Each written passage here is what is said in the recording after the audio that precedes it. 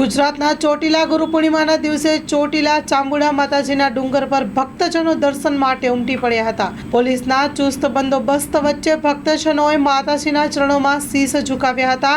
અષાઢ મહિનાની ગુરુ પૂર્ણિમાના દિવસે ત્યારે સમગ્ર ગુજરાતભરમાં ગુરુ પૂર્ણિમાનો અનેરો ઉત્સવ શિષ્યો દ્વારા ઉજવાતો હોય છે, જેમાં ગુરુ પૂર્ણિમાને રવિવારનો સંગમને કારણે સૌરાષ્ટ્ર, કચ્છ સહિત સમગ્ર ગુજરાતભરમાંથી ચોટીલા ચામુંડા માતાજીના ડુંગરા ઉપર આવી દેવીને પૂજવા માટે 635 જેટલા પગથિયા આરોહણ અવરોહણ કરીને માતાજીના ચરણે શીશ ઝુકાવીને પવિત્ર થયા હતા।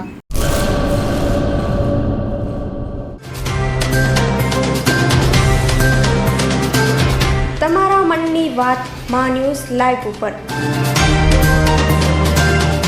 સાંજે 5:30 કલાકે